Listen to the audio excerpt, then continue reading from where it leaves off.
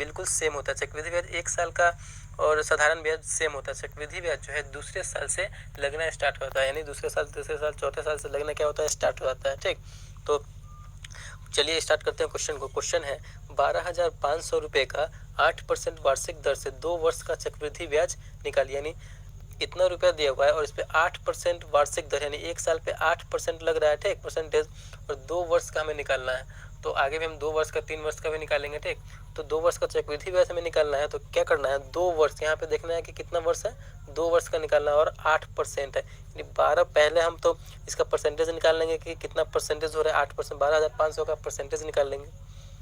12,500 का कितना है, तो 8% है। ठीक, परसेंट हटेगा, प्रतिशत का चिन्ह हटेगा, तो नीचे क्या आ जाएगा, 2 जीरो आ जाएगा, 2 जीरो से 2 जीरो कैंसिल हो गया।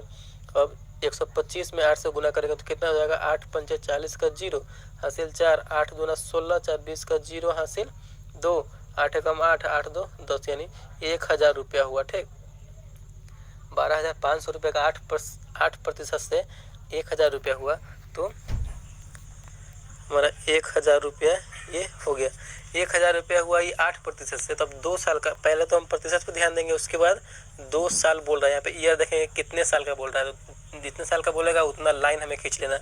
देखिए 2 साल का बोल रहा है तो पहले साल में पहला लाइन, ठीक, 2 साल का बोला तो पहले साल में पहला लाइन खींचना है और दूसरे साल में क्या करना है, तो दूसरा लाइन खींच लेना है। बस यही एक सिंपल सा ट्रिक है, इसी पे आपको कोई भी चक्रवृद्धि ब्याज का क्वेश्चन होगा वो सॉल्व हो जाएगा।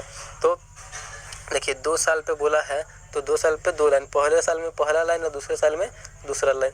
अब ये जो 1,000 हमारा जो 8% निकल के आया है, 12,500 का 1,000, उसमें लिख लेना है। इस वाले लाइन में नीचे की तरफ लिखते चले जाना है, तो दूसरा लाइन में फिर 1,000। देखिए पहले साल में तो बिल्कुल सेम होगा चक्रवृद्धि ब्याज और साधारण ब्याज, तो दूसरे साल में नहीं लगेगा, तो दूसरे साल में यही 1,000 पे न लगेगा, कितना, जितना प्रतिशत बोल रहा है 8% से, तो इसी 1,000 पे ना 8% लगेगा क्या, तो इस 1,000 का 8% हम निकाल देंगे। तो बगल में रफ कर लेंगे, 1,000 का 8%, प्रतिशत हटेगा तो डबल जीरो नीचे आ जाएगा, 2 जीरो से 2 जीरो कैंसिल, 10 8 80, यानी 80 रुपया हो गया। दूसरे साल में 1,000 का 80 रुपया हो गया। ठीक, अब यही हमारा निकल गया, टोटल हो गया। अब क्या करना है, सबको तो हमें ऐड कर देना है।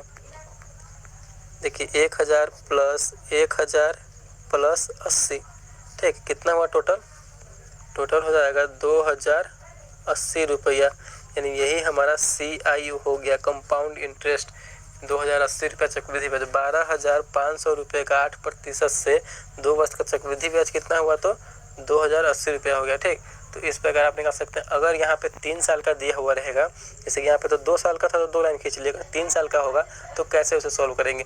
चलिए 3 साल वाला क्वेश्चन ले लेते हैं, उसको भी सॉल्व करते हैं।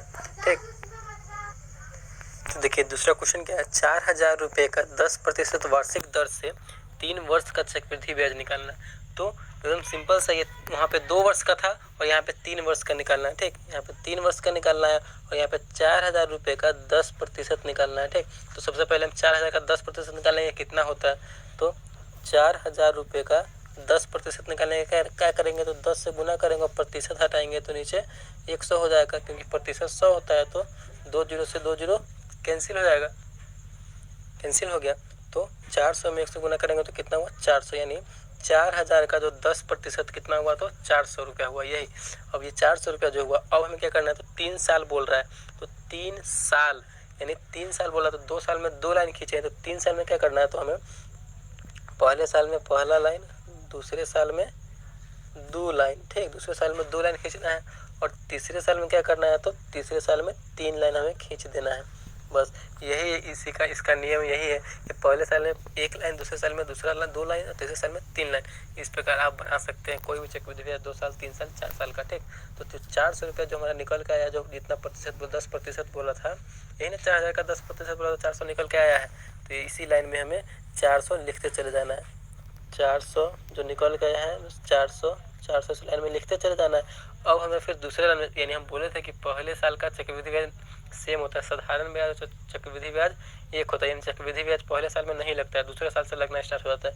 तो दूसरे साल में जब हम आ रहे हैं तो 400 का तो लगेगा कि नहीं, 400 पे कितना लगेगा, तो कितना बोल रहा है यहाँ पे 10% बोले हुआ है, जितना प्रतिशत दिया हुआ रहेगा उसका निकाल देंगे दूसरे साल में, यानी 400 का 10% निकालेंगे, तो यहाँ पे रफ करेंगे, 400 का 10% ये आपको हम बता रहे हैं। 2 जीरो से 2 जीरो कैंसिल, यानी कितना हुआ तो 40 रुपया हुआ।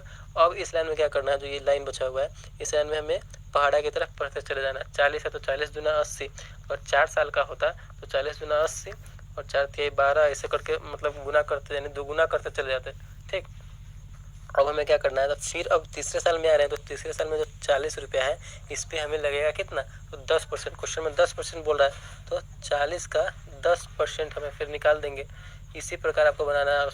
प्रतिशत हटेगा तो नीचे 2 जीरो आ जाएगा, 2 जीरो से 2 जीरो कैंसिल हो गया, कितना हुआ तो 4 रुपया हुआ। अब हमारा ये पूरा घर कंप्लीट हो गया, यानी पूरा जो है बॉक्स पूरा कंप्लीट हो गया। तब क्या करना है कि पूरे को हमें क्या करना है तो जोड़ देना है। ठीक, पूरे को जोड़ देंगे, वही हमारा चक्रवृद्धि ब्याज हो जाएगा। 400 400 800 800 400 1200 हुआ। 1200 प्लस 80 और 4 120, 120 और 4 124, 124 हुआ। इसको पूरा जोड़ देंगे, कितना हुआ तो 1200 100 1324। यही हमारा चक्रवृद्धि ब्याज हुआ CI यानी